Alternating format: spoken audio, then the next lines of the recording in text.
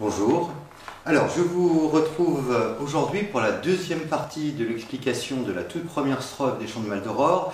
Cette fois, j'enregistre cette vidéo après l'exposé que nous avons pu entendre, ce qui me permettra d'aller plus vite sur certains points. Alors, je rappelle disons, la problématique qui sous-tend notre lecture. Eh bien, cette problématique, elle est inspirée tout simplement de l'apostrophe au lecteur. Et comme nous l'avions vu lors de la séance précédente, si le lecteur est interpellé comme lecteur, c'est pour qu'il n'oublie pas qu'il est en train de lire un livre, car c'est en oubliant son activité de lecture qu'il tend à être pris au piège de ces mêmes lectures. C'est parce qu'elle s'est trop investie dans ses lectures que Madame Bovary a perdu le sens de la distinction entre la fiction et la réalité. De même Don Quichotte. Si vous voulez, le rapprochement qu'on pourrait faire à la limite, c'est avec le rêve. Dès lors que nous avons conscience de rêver, eh bien, nous avons tendance à nous réveiller. L'illusion ne dure que pour autant que nous oublions qu'il s'agit d'une illusion. Donc, constamment nous rappeler à notre activité de lecture, c'est pour Lautréamont la meilleure manière de nous guérir de ce qu'on pourrait appeler notre crétinisation. Puisque vous vous rappelez qu'il se propose ironiquement de crétiniser son lecteur. Et je pense que c'est tout le contraire, que Lautréamont vise non pas à le crétiniser, mais à lui rendre son sens critique, à lui permettre d'avoir conscience de sa lecture alors même qu'il est en train de lire. Bien, alors pour cela, il est interpellé comme lecteur, et surtout, je dirais que l'écriture se dénonce en permanence, dénonce ses propres artifices. Elle le dénonce par ses outrances, par ses exagérations. Comme je vous le disais, toujours Lautréamont en fait trop. Elle le dénonce également par la pratique de la parodie, et je vais y revenir en particulier avec la grande comparaison qu'il nous propose avec la grue. Bien, mais avant donc de reprendre le fil, je crois que le mieux c'est que nous relisions donc cette toute première strophe des Chants de Maldoror. Plût au ciel que le lecteur, enhardi et devenu momentanément féroce comme ce qu'il lit, trouve, sans se désorienter, son chemin abrupt et sauvage à travers les marécages désolés de ces pages sombres et pleines de poison. Car, à moins qu'il n'apporte dans sa lecture une logique rigoureuse et une tension d'esprit égale au moins à sa défiance, les émanations mortelles de ce livre imbiberont son âme comme l'eau le sucre. Il n'est pas bon que tout le monde lise les pages qui vont suivre. Quelques-uns seuls savoureront ce fruit amer sans danger. Par conséquent, âme timide, avant de pénétrer plus loin dans de pareilles landes inexplorées, dirige tes talons en arrière et non en avant. Écoute bien ce que je te dis. Dirige tes talons en arrière et non en avant. Comme les yeux d'un fils qui se détournent respectueusement de la contemplation auguste de la face maternelle. Ou, plutôt, comme un angle à perte de vue de grues frileuses méditant beaucoup, qui, pendant l'hiver, volent puissamment à travers le silence, toute voile tendue, vers un point déterminé de l'horizon, d'où tout à coup part un vent étrange et fort, précurseur de la tempête. La grue la plus vieille, et qui forme à elle seule l'avant-garde, voyant cela, branle la tête comme une personne raisonnable, conséquemment son bec aussi, qu'elle fait claquer, et n'est pas contente. Moi non plus, je ne le serais pas à sa place. Tandis que son vieux cou, dégarni de plumes et contemporain de 3 générations de grues, se remue en ondulations irritées qui présagent l'orage qui s'approche de plus en plus. Après avoir de sang-froid regardé plusieurs fois de tous les côtés avec des yeux qui renferment l'expérience, prudemment, la première, car c'est elle qui a le privilège de montrer les plumes de sa queue aux autres grues inférieures en intelligence, avec son cri vigilant de mélancolique sentinelle pour repousser l'ennemi commun, elle vire avec flexibilité la pointe de la figure géométrique, c'est peut-être un triangle, mais on ne voit pas le troisième côté que forment dans l'espace ces curieux oiseaux de passage, soit à bâbord, soit à tribord, comme un habile capitaine. Et, manœuvrant avec des ailes qui ne paraissent pas plus grandes que celles d'un moineau, parce qu'elle n'est pas bête, elle prend ainsi un autre chemin philosophique et plus sûr. Bien, alors, je reprends le texte, nous en étions arrêtés à peu près au début. Bon, je ne reviens pas sur le détail. J'aimerais m'arrêter tout particulièrement sur cette apostrophe, cette nouvelle apostrophe, mais qui ne vise pas le lecteur de manière générale, qui vise l'âme timide, c'est-à-dire le lecteur qui n'aurait pas suffisamment de logique, suffisamment de tension d'esprit pour affronter une telle lecture. Et que lui dit Lautréamont? Il lui dit en substance de refermer le livre. Oui, mais comment, lui dit-il, hein, c'est cela qui est vraiment intéressant. Il lui dit, dirige tes talons en arrière et non en avant. Hein. Et il répète la formule, hein, écoute bien ce que je te dis, dirige tes talons en arrière et non en avant. Mais qui dit une chose pareille? Avez-vous déjà entendu l'expression « diriger ses talons en arrière » Et à la limite, on dirige ses pas, si l'on veut, mais diriger ses talons, c'est quand même étrange, cette manière de s'exprimer. Et là, j'aimerais ouvrir une première parenthèse. Et je crois que ce cours sera essentiellement constitué de quelques parenthèses, mais qui me permettront d'introduire des idées que je crois très importantes pour l'ensemble des chants de Maldoror. Ça me paraît même essentiel, car là, dans cette manière un peu décalée, un peu boiteuse, on pourrait dire, d'écrire le français, il y a, il me semble, une caractéristique fondamentale du style de Lautréamont. Souvent, Lautréamont a une manière de s'exprimer en français légèrement décalée. Je citais dans l'une des séances précédentes le merveilleux ouvrage de Proust qui s'appelle « Contre Sainte-Beuve ». Et dans « Contre Sainte-Beuve », il y a cette phrase que je trouve vraiment formidable. Proust écrit « Les beaux livres sont écrits dans une sorte de langue étrangère ». Les beaux livres sont écrits dans une sorte de langue étrangère. Et il me semble qu'on voit bien ce qu'il veut dire, que les grands écrivains ont cette capacité de nous faire entendre le français comme nous ne l'avions jamais entendu, comme si le français devenait pour nous une langue étrangère. Bon. Et ça, c'est ce que Proust dit de manière, disons, générale. Il dit « les beaux livres ». Mais il me semble que cette phrase peut trouver un emploi particulièrement juste à propos de Lautréamont. Il me semble que Lautréamont constamment parle le français comme une langue étrangère, avec ce petit décalage, avec cette manière d'employer des expressions qui n'appartiennent qu'à lui. Alors, pour être tout à fait complet, hein, je dois dire qu'une certaine école critique attribue cette manière un peu décalée d'utiliser le français comme une conséquence du bilinguisme d'Isidore Ducasse. Hein, Isidore Ducasse, en substance, aurait confondu certaines tournures espagnoles et certaines tournures françaises. Cette explication, qui ne manque pas de pertinence en un sens, me paraît quand même très limitée. Très limitée pourquoi? Parce qu'elle fait du lecteur quelqu'un qui peut regarder de haut Lautréamont qui, le pauvre, ne saurait pas bien ce qu'il fait. Il me semble que ça n'est jamais un bon positionnement par rapport à un écrivain. Dès lors qu'on commence à regarder un écrivain de haut, hein, il me semble qu'on se trompe radicalement sur son texte. Hein. Nous devons plutôt le regarder d'en bas, cet écrivain, et considérer que ce qu'il y a de fautif du point de vue de la pureté de la langue chez Lautréamont ne vient pas d'une faiblesse de Lautréamont, mais vient au contraire d'une force. Hein.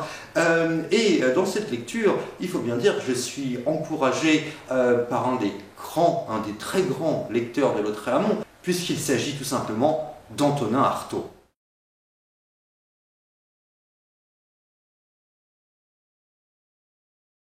Alors, je ne reviens pas sur l'œuvre immense d'Antonin Artaud, je m'attache juste à un texte tout à fait fascinant qu'il a écrit sur Lautréamont.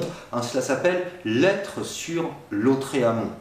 Alors cette lettre se trouve sur internet, je vais essayer de penser à vous mettre le lien sur eCampus afin que vous puissiez vous reporter vous-même au texte. Alors ce texte apparaît en partie, il faut bien dire, dément, hein, comme souvent Artaud, hein, me direz-vous. Oui, il y a quelque chose de dément dans ce texte, hein, je vous en lis la première phrase. Oui, j'ai des confidences à vous faire sur le compte impensable de Lautréamont.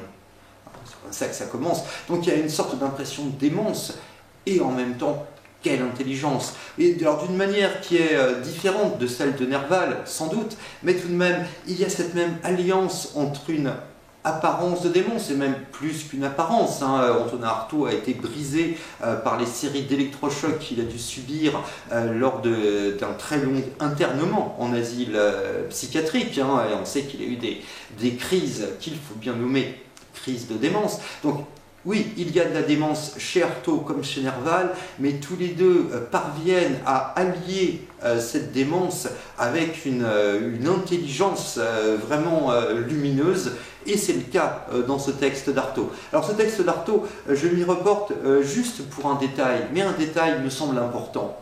Artaud lit les lettres d'Isidore Ducasse de la même manière qu'il lit les chants de Maldoror. Et qu'est-ce qu'il repère dans ces lettres? Il y repère ce qu'il appelle une trépidation épileptoïde du verbe qui, de quoi qu'il puisse s'agir, ne veut pas être utilisé sans frémir. Une trépidation du verbe, comme si les mots n'étaient pas bien assurés, comme si les mots n'étaient plus tout à fait à leur place.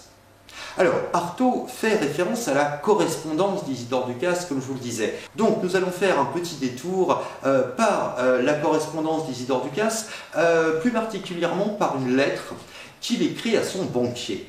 Alors, je contextualise rapidement. Je vous ai dit que le séjour parisien d'Isidore Ducasse avait été totalement financé par son père. Mais pour éviter que son fils donc, gaspille tout l'argent trop rapidement, le père François Ducasse avait confié cet argent à un banquier qui régulièrement donnait de petites sommes à Isidore Ducasse. Et évidemment, Isidore Ducasse trouvait que les sommes n'étaient jamais assez importantes.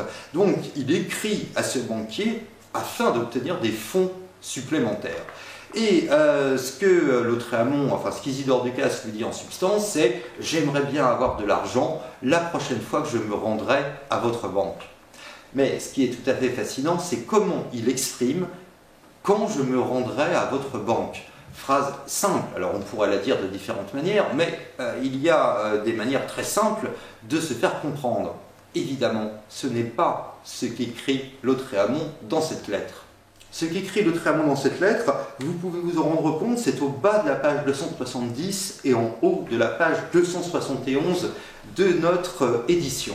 Alors, comment Isidore Ducasse écrit-il « Quand je me rendrai à votre banque » Eh bien, il écrit « Époque à laquelle mon corps fera une apparition devant la porte de votre banque. » Et cette manière absolument alambiquée, cette manière que je qualifiais de boiteuse de s'exprimer, et quand mon corps fera une apparition devant la porte de votre banque, et alors qu'il s'agit simplement de s'y rendre à cette banque. Mais c'est comme si Isidore Ducasse ou Lautréamont ne pouvaient pas dire les choses simplement ou ne le voulaient pas. Peu importe la nuance ici, ce qui compte c'est l'effet produit par le texte qui nous rend à cette langue française, vous voyez, comme à demi étrangère. Et je crois que c'est un effet très singulier que produisent les chants de Maldoror, hein, que de nous confronter à cette sorte de français réinventé. Et ça tient souvent à de petites choses, comme ici, diriger ses talons en arrière et non en avant. Ce n'est pas grand-chose, mais ça suffit à faire boiter la langue, en quelque sorte. Voilà, mais je referme ma parenthèse, mais c'était pour vous dire que cette simple expression, hein, d'emblée, nous fait entendre cette voix très singulière qui est celle de Lautréamont. Et puis, comme je vous le disais, cette formule, elle est répétée. Bien. Et comment Lautréamont introduit-il la deuxième occurrence de cette phrase? Eh bien, par cette apostrophe, « Écoute bien ce que je te dis ». Alors, nous l'avons vu, il y a là une manière vraiment intéressante de jouer avec un effet d'oralité. Pourquoi cette manière est-elle intéressante? Eh bien, parce que cet effet d'oralité entre en contradiction absolument flagrante avec le rappel d'une situation de lecture de notre part qui succède à une situation d'écriture de la part du poète. Donc, on pourrait dire, il faudrait savoir, soit Lautréamont fait semblant de faire entendre sa voix, soit il nous dit qu'il est en train d'écrire un livre que nous-mêmes sommes en train de lire. Bien. Mais non, justement, il préfère nous placer dans cette contradiction criante afin de mieux dénoncer une ficelle, un artifice littéraire, cet artifice par lequel certains écrivains feignent de nous faire entendre une voix. Mais c'est comme une manière ironique de nous rappeler, non, quand nous lisons, nous n'entendons jamais de voix. Alors, si vous tournez les pages, vous vous rendez compte que ce procédé est constant dans les Chants de Maldoror. Par ce procédé, je veux dire cette contradiction entre un effet d'oralité et un rappel de la situation de lecture de notre part ou d'écriture de la sienne. Tournez la page, vous voyez que la deuxième strophe, donc au bas de la page 18, commence par « lecteur ». Bien. La troisième strophe, page 19, « j'établirai dans quelques lignes ». Dit-il. Ah oui, mais si il l'établit dans quelques lignes, alors c'est qu'il est en train d'écrire et que nous sommes en train de lire. Et pourtant, si nous nous reportons à la page 30, par exemple, comment commence-t-il cette nouvelle strophe? « Je me propose, sans être ému, de déclamer à grande voix la strophe sérieuse et froide que vous allez entendre. » Et là, l'effet d'oralité est triplement marqué. Déclamer à grande voix, vous allez entendre. Lautréamont parle de sa strophe sérieuse et froide. Mais on voit bien que ça n'est pas sérieux. Ce n'est pas sérieusement que Lautréamont croit se faire entendre. Il sait bien qu'il est en train d'écrire et nous savons bien que nous sommes en train de lire. Voilà, et je crois que ça fait partie là de ces multiples procédés par lesquels Lautréamont s'efforce de dénoncer des artifices littéraires. En un sens, bien avant les Dada de 1916, bien avant les surréalistes, Lautréamont écrit une sorte de littérature tournée contre la littérature. Et c'est ça qui est tout à fait fascinant. Alors cette fois, j'ouvre une parenthèse, non plus pour parler d'Antonin Artaud, mais pour parler d'un autre très grand poète qui lui est contemporain, à savoir Francis Ponge. Francis Ponge qui a également écrit sur Lautréamont, et c'est cela précisément qui a retenu l'attention de Francis Ponge, et ça n'est guère étonnant quand on connaît un peu Francis Ponge qui se défiait justement de tout ce qui était artifice littéraire. Et Francis Ponge conclut le petit texte qu'il écrit sur Lautréamont par ces quelques phrases. « Ouvrez Lautréamont, et voilà toute la littérature retournée comme un parapluie. Fermez Lautréamont, et tout, aussitôt, se remet en place. » Bien. Et je trouve ça vraiment intéressant, ouvrez Lautréamont, et voilà la littérature retournée comme un parapluie. Et comme si, effectivement, l'écriture de Lautréamont constamment exhibait les trucs des écrivains, exhibait leurs ficelles, dénonçait leurs artifices, s'employait à nous montrer les rouages, les engrenages qui permettent à un texte littéraire de tenir. Il y a aussi une vaste entreprise de déconstruction de la littérature chez Lautréamont, et il me semble que cette tension donc, entre exhibition de la lecture en tant que telle et effet d'oralité est caractéristique de cette manière de s'attaquer à des artifices littéraires. Alors la deuxième occurrence donc de « dirige tes talons en arrière et non en avant » est suivie par une première comparaison. Comme les yeux d'un fils qui se détournent respectueusement de la contemplation auguste de la face maternelle. Certains critiques se sont appuyés sur ces quelques mots pour développer une lecture psychanalytique qui interrogeait Isidore Ducasse, qui, vous vous en souvenez, n'a jamais connu sa mère, presque, hein, elle est morte quand il avait 1 an. Et donc certains ont cru pouvoir psychanalyser Isidore Ducasse à travers cette évocation du visage de la mère. Pourquoi pas? Mais c'est tout de même ne pas voir la dimension évidemment ironique de cette comparaison, parce qu'alors là, précisément, Lautréamont en fait trop. Bon, à la limite, comme les yeux d'un fils qui se détournent du visage maternel. Bon, ce serait un peu mièvre, ce serait un peu sentimental, et guère en accord avec ce que les chants de Maldoror vont nous faire découvrir bientôt. Mais enfin, admettons. Sauf que ce n'est pas ça qu'écrit Lautréamont. Il en rajoute, et il en rajoute encore. L'adverbe, hein, respectueusement, l'adjectif auguste, hein, comme si contemplation n'était pas assez fort, fallait ajouter auguste. Et puis ça n'est pas le visage maternel, c'est la face maternelle. Donc vous voyez que le caractère emphatique, outrancier de cette première comparaison, la dénonce, hein. La dénonce comme une manière de sacrifier au bon sentiment. En réalité, c'est de cela que se moque ici Lautréamont, d'une certaine mièvrerie qui fait que le fils devrait considérer sa mère comme une forme de déesse toute puissante. Hein, il reprendra ce jeu avec la représentation de la famille dans le chant 6e, quand il décrira la famille du jeune Mervyn avec des parents absolument caricaturaux, le père dans son autorité satisfaite, la mère dans sa soumission craintive. Enfin, il y a un tableau de la famille qui, on le voit bien, est une manière de rire des valeurs d'une certaine société. Quelle société? Eh bien, cette société du Second Empire dans laquelle Isidore Ducasse écrit, cette société du Second Empire qui se réclame avant toute chose des vertus de la famille. Hein. Donc il me semble que cette première comparaison est évidemment moqueuse. Bon, maintenant, une deuxième comparaison va suivre. Une deuxième comparaison introduite, nous en avons déjà parlé, par une recherche apparente de plus grande précision. Ou plutôt comme...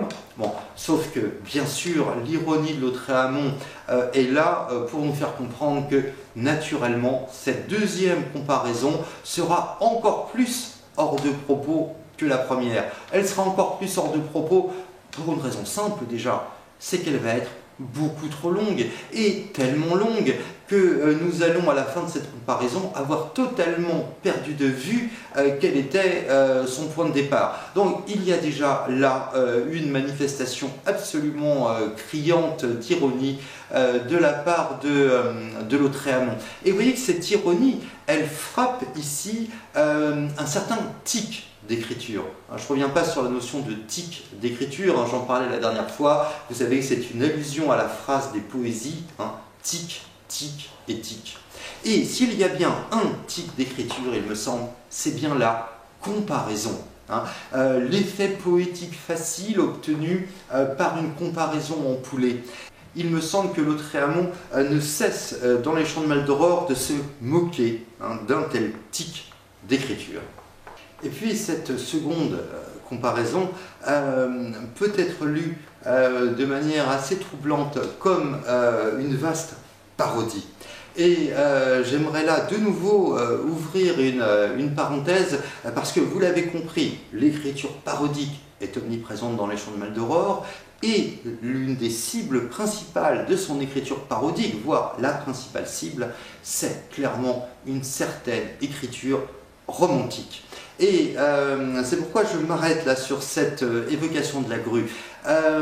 Et il me semble tout à fait passionnant de nous reporter à la nuit de mai de Musset. Alors c'est un poème auquel je fais souvent référence dans mes cours, parce que c'est un grand poème certainement, mais aussi parce qu'il me semble extrêmement caractéristique d'une certaine écriture romantique. Et puis, c'est un poème qui a été extrêmement célèbre. Tout le monde connaissait La Nuit de mai de Musset. Les 4 nuits d'ailleurs hein, étaient extrêmement connues, mais y compris dans une certaine tradition scolaire. Hein. Et il est intéressant de constater qu'Isidore Ducasse y fait référence, et de manière, je trouve, extrêmement drôle, dans les poésies. Alors, comme le temps me manque, là je vous renvoie à la page 294 de notre édition. C'est à la fin du premier fascicule des poésies. Et Isidore Ducasse emploie cette remarquable expression, la repoussante comparaison du pélican. La repoussante comparaison du pélican. Il évoque ensuite comment le fait de faire lire de tels poèmes en classe peut provoquer des cauchemars chez les jeunes élèves trop influençables, et la manière dont Isidore Ducasse rapporte ce cauchemar est assez drôle. Mais en tout cas, pour vous dire que Isidore Ducasse, c'est indéniable, connaissait très bien cette repoussante comparaison du pélican, comme il l'appelle, et que très clairement ce texte provoquait ces sarcasmes. Mais alors, qu'en est-il plus précisément? Voilà, je vais prendre le temps avec vous de la considérer un peu de près, cette repoussante comparaison du pélican.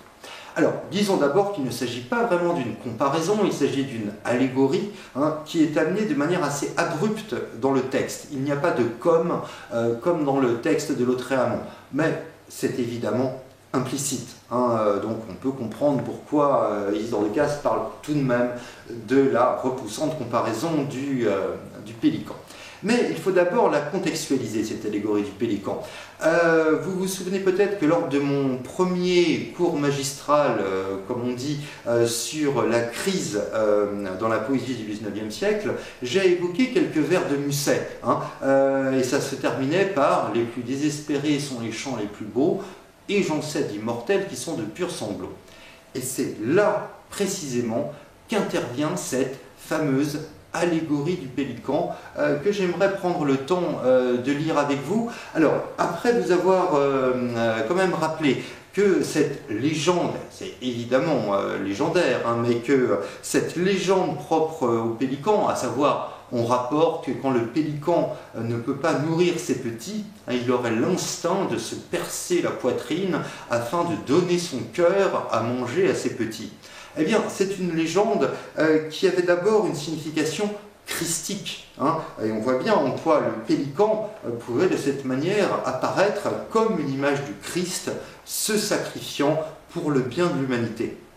Donc Musset reprend cette légende du pélican, mais la signification n'en est plus christique, elle en devient poétique.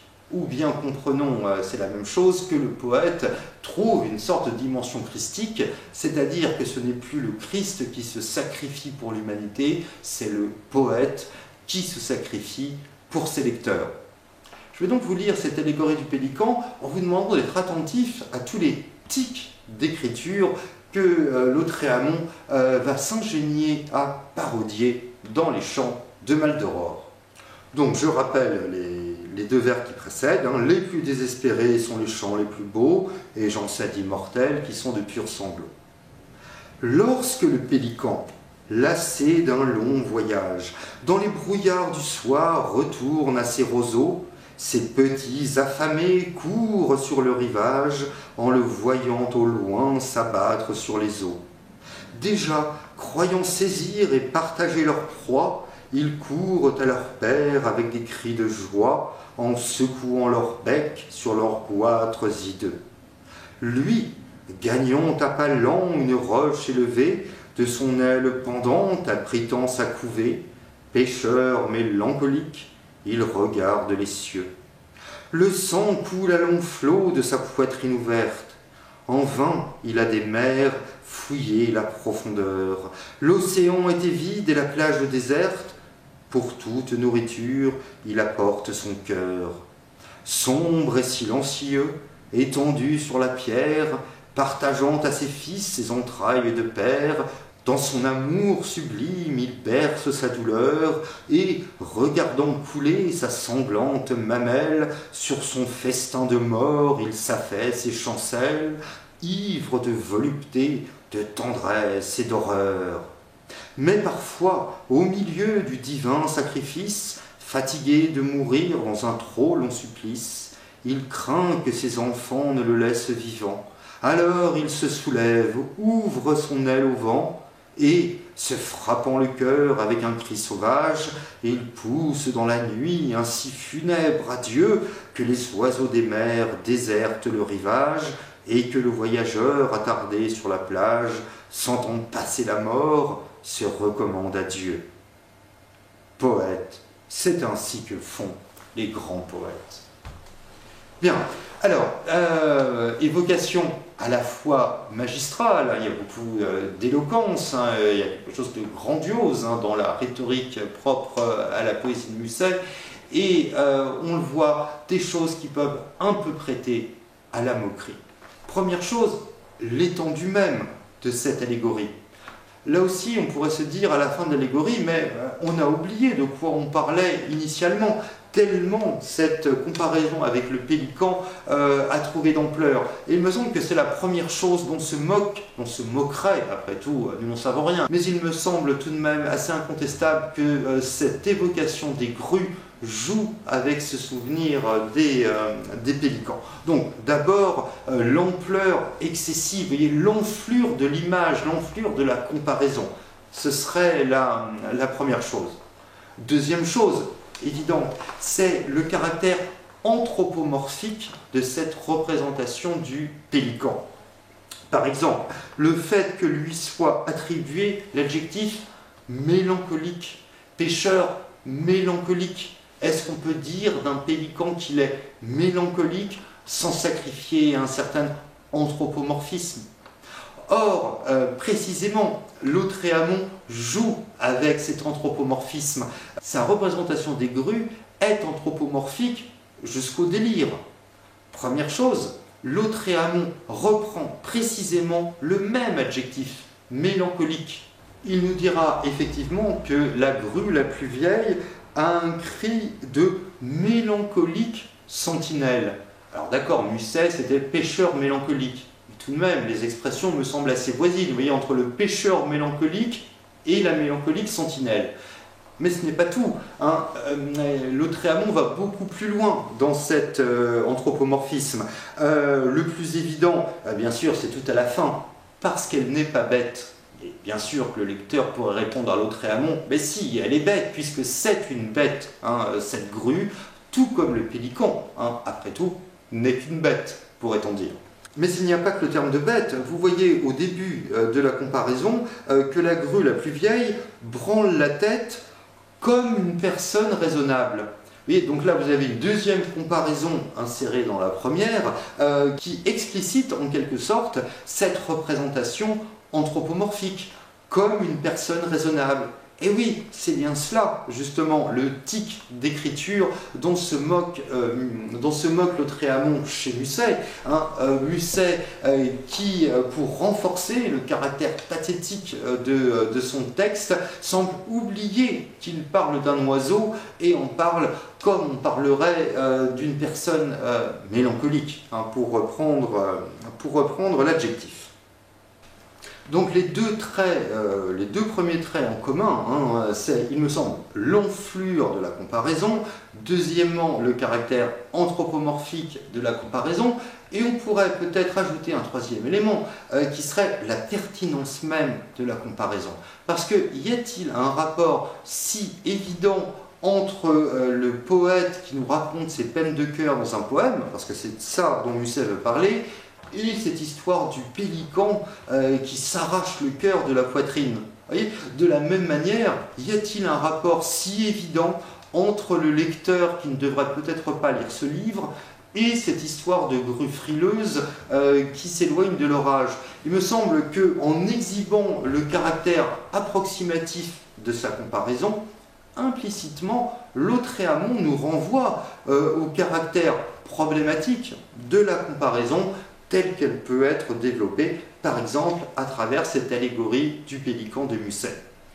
Alors, il y aurait un dernier élément, mais qui ne me paraît pas pertinent par rapport au texte sur les grues, justement, par rapport à cette première strophe, mais par rapport à d'autres pages des Chants de Maldoror, si, et il est bien que nous le gardions en tête, vous voyez cette complaisance dans l'horreur, dans le sanglant, dans le pathétique dont fait preuve Musset, regardant couler sa sanglante mamelle. Et puis il en rajoute, déjà il y avait cette idée du pélican à l'agonie, et puis comme si ça ne suffisait pas, il parle du pélican qui décide de se suicider parce que non, vraiment trop c'est trop. Et cette recherche permanente de l'intensité émotionnelle, il me semble que c'est de cela que rit Lautréamont. Hein, je ne suis pas en train de vous dire que c'est risible chez Musset, je trouve ce poème très beau par ailleurs, mais on peut comprendre que, surtout pour une génération qui succède au romantisme, il y ait eu ce besoin de se démarquer et d'identifier ce qui devenait des tics littéraires, hein, et d'où cette déconstruction par l'écriture parodique des Chants de Maldoror. Alors je ne vais pas expliquer en détail toute la comparaison de la grue frileuse, hein, je suis déjà assez long, néanmoins j'aimerais encore ouvrir quelques parenthèses, tout comme le fait d'ailleurs Lautréamont dans ce texte. Et précisément, considérons un peu ces parenthèses. Vous voyez que la première intervient page 18, quand il nous dit que la grue n'est pas contente, et qu'il ajoute entre parenthèses « Moi non plus, je ne serai pas à sa place ». Il me semble que là, il y a quelque chose de très caractéristique qui me rappelle cette image que j'avais déjà utilisée dans l'un des cours précédents, cette image du cancre qui ricane au fond de la classe pendant le discours un peu pontifiant du professeur. Et le commentaire sarcastique qui ruine le sérieux de celui qui professe, de celui qui parle avec autorité. Il me semble que c'est comme ça que nous devons accueillir ces commentaires entre parenthèses qui bien sûr n'apportent strictement rien à la clarté de l'idée, ne font absolument pas progresser le texte, ne servent à rien. Et ces parenthèses se dénoncent d'elles-mêmes, elles n'ont qu'une utilité, ces parenthèses, c'est de faire ricaner avec Lautréamont. Et aussi de nous faire entendre, je crois que j'en ai dit quelques mots déjà, de nous faire entendre une écriture qu'on pourrait quasiment qualifier de stéréophonique. C'est-à-dire que Lautréamont se situe toujours sur deux plans à la fois. Il y a ce premier degré où les choses sont tellement sérieuses, tellement horribles, tellement grandiloquentes. Oui, mais il y a toujours une deuxième voix en accompagnement qui fait entendre une sorte de sarcasme, qui ruine justement le sérieux de la grandiloquence, de l'horreur, du pathétique. Hein. Et si on n'a pas à l'esprit ce redoublement de la voix, il me semble qu'on ne peut pas bien lire les Chants de Maldoror, qu'on tombe en quelque sorte dans le piège, ce piège dans lequel était tombée Madame Bovary avec ses romans sentimentaux, ce piège dans lequel Don Quichotte était tombé avec ses romans de chevalerie. Et il est excessivement important ce redoublement, hein, qui ici intervient entre parenthèses, mais il n'y a pas toujours besoin de parenthèses. Hein. Parfois on entend clairement les deux voix dans une même phrase. Hein. Là, le principe des parenthèses met encore plus en évidence le redoublement des voix. Mais de toute manière, on l'entend en permanence, cette volonté de ruiner le sérieux. Il y a un très beau passage du Lautréamont et Sade de Maurice Blanchot où il écrit à peu près ceci. Le sérieux est toujours rassurant. Il est le signe qu'il y a des valeurs stables. Le sarcasme de Lautréamont nous retire cette certitude et cet appui. Il y substitue le vide. Je trouve cette phrase extrêmement profonde. Du moment que c'est sérieux, c'est rassurant. Oui, mais si on commence à rire de tout, qu'est-ce qui reste? À quoi se raccrocher? Et il me semble que ce vertige, effectivement, hein, est ce qui peut expliquer la puissance des Chants de Maldoror, qui ne respectent rien, mais qui du coup hein, nous ôtent littéralement toute vérité à laquelle nous raccrocher. Et cette manière de détruire systématiquement tout sérieux de l'énoncé par un redoublement sarcastique nous est donc ici révélée par les parenthèses. Je viens de citer la première, mais c'est pareil quand vous considérez la deuxième. Car c'est elle qui a le privilège de montrer les plumes de sa queue aux autres grues inférieures en intelligence. Est-ce vraiment un privilège que de montrer son derrière à ceux qui suivent? Parce qu'en réalité, c'est ça que nous dit Lautréamont. Et toujours, il s'agit de ricaner, toujours, il s'agit de détruire tout énoncé qui se prendrait un peu trop au sérieux.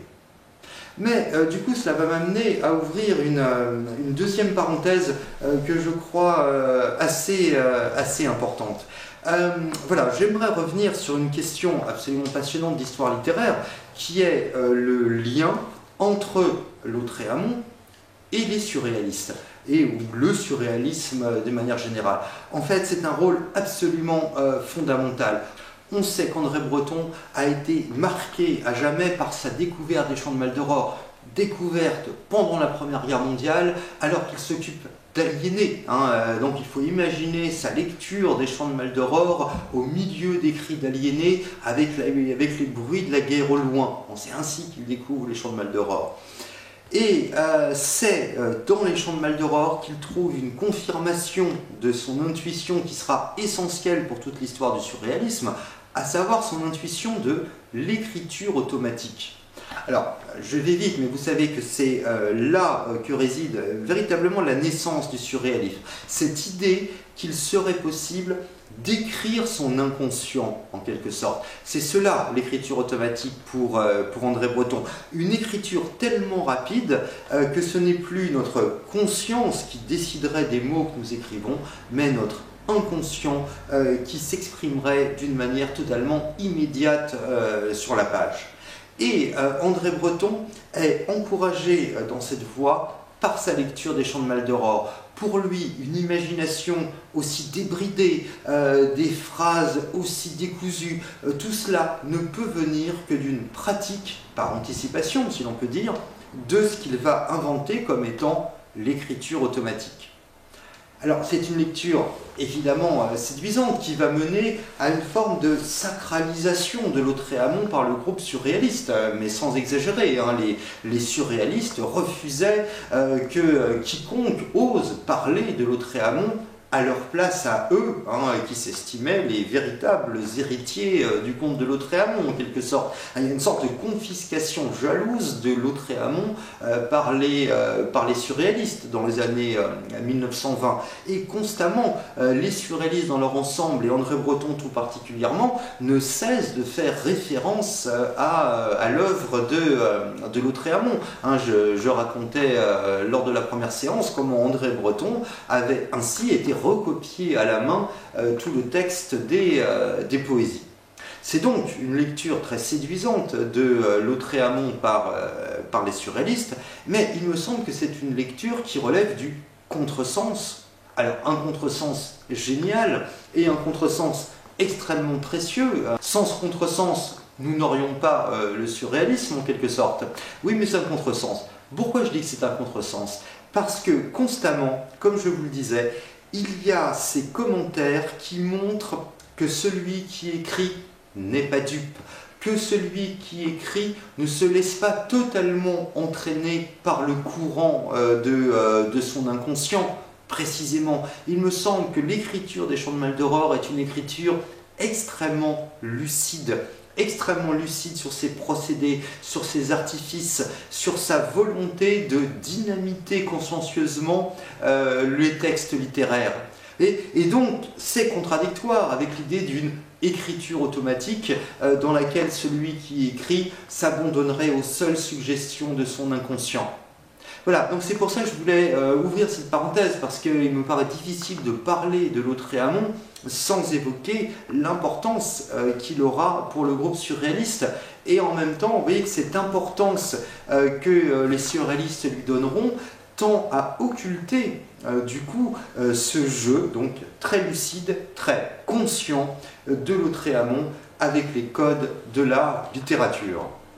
Mais je commence à être de nouveau un peu long, donc je vais me précipiter vers la fin pour revenir sur ces quelques mots que j'ai déjà commentés, mais j'y reviens tout de même. Hein. Cette évocation des ailes de la grue qui ne paraissent pas plus grandes que celles d'un moineau. Hein. Et si elles ne paraissent pas plus grandes, c'est tout simplement qu'on les voit de plus loin. Et bien sûr que les ailes d'une grue qu'on voit à une grande distance ne paraissent pas plus grandes que celles d'un moineau qui serait juste à côté de nous. C'est une loi d'optique absolument évidente. Mais constamment, Lautréamont revient sur ces lois de l'optique.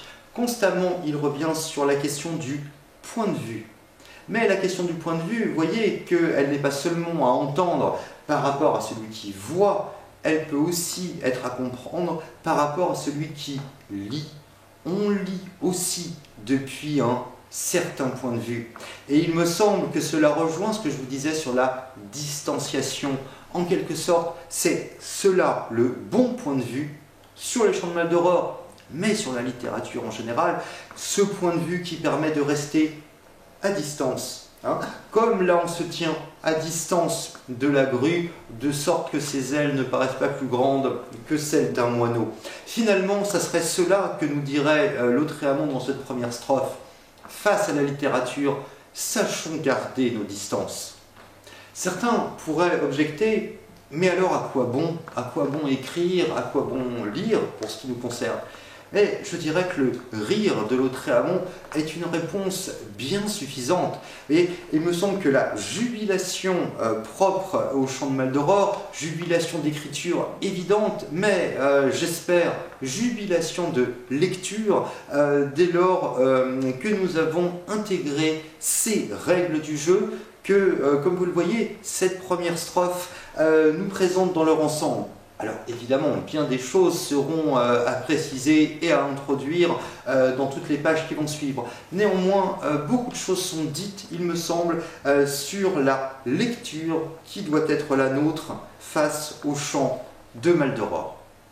Alors, je procéderai ainsi, je pense, pour chacun des extraits que j'ai annoncés, à savoir une lecture qui permettra surtout d'ouvrir quelques parenthèses et d'introduire quelques idées particulièrement importantes qui permettent de s'y retrouver dans cette œuvre qui est évidemment très déconcertante quand on l'aborde pour la première fois. Hein. Et la semaine prochaine, nous lirons de la même manière un texte extrêmement révélateur. Là aussi, ce sera l'occasion d'ouvrir des parenthèses importantes. Il s'agira du début, enfin presque du début du deuxième chant. Hein, il s'agira de la deuxième strophe que vous trouvez page 60. Et cette fois-ci, il ne va plus tellement être question de lecture, il va être question d'écriture. Bon, évidemment, les deux questions sont liées. Bien, mais je n'abuse pas davantage de votre temps. Je vous remercie de votre attention. Au revoir.